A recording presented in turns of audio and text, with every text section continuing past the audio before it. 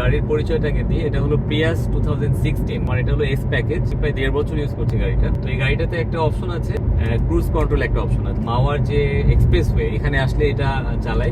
দেখাচ্ছি আসলে এটার উপকারটা কি। ক্রুজ কন্ট্রোলটা অন করছি, এখানে একটা বাটন আছে, প্রেস করলে। তো আমি এখানে ক্রুজ কন্ট্রোলটা অন করে দিলাম।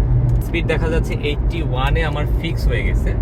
তো সেক্ষেত্রে আমি এখন এক্সেলেটর থেকে পাটা সরাই ফেলতে পারি। এক্সেলেটর থেকে পাটা সরিয়ে ফেললাম, শুধু আমাকে স্টিয়ারিংটা ধরে বসে থাকতে হবে। স্টিয়ারিংটা আপনি যদি কন্ট্রোল করি তাহলে গাড়িটা সুন্দর মতো চলবে। পাটা এখন রেস্টে থাকবে। কমফোর্টটা এখানে যে আমার ডান পাটা এখন ফ্রি থাকছে, ব্রেকেও পা দেওয়া লাগে না, ও নিজেই ব্রেক করবে। আমি যদি একটু স্পিডটা বাড়াই, এখানে আবার ফিক্স যখন থাকে তখন আবার স্পিড বাড়ানো যায়। এটা আমি উপরের দিকে ওঠালে এই যে 90 এখন যাচ্ছে, 90, 91, 92 বা 90-তে ফিক্স করে রাখি, 90-তে ফিক্স করে রাখছি। এই যে সামনেটা গাড়িটা, এই গাড়িটা যখনই দেখছে ও কিন্তু ব্রেক করে 80-তে নামায় ফেললো। আমি এখন যদি লেনটা চেঞ্জ করে ফেলি, লেন চেঞ্জ করে লেফটে নিয়ে যাই, এই যে লেফটে নিলাম, ও আবার স্পিডটা বাড়াচ্ছে। এবার কিন্তু 90-তে তুলে গাড়িটা আমাকে পাস করে দিল, ক্রস করে ফেললাম।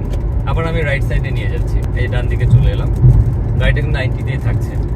অর্থাৎ সামনে কোনো যদি গাড়ি আসে, গাড়িটা আমার অটোমেটিক ব্রেক করবে, আস্তে আস্তে ব্রেক করবে। তখন আমাকে লেনটা চেঞ্জ করতে হবে এবং আমি সাইডে চলে যেতে পারবো। এটা আসলে একটা গুড ফিচার প্রিয়াসের ক্রুজ কন্ট্রোল। আপনারা ইউজ করলে অনেক মজা পাবেন। তা এই রাস্তায় আসলেই শুধু, অন্য কোনো রাস্তায় সম্ভব না। Thank you very much.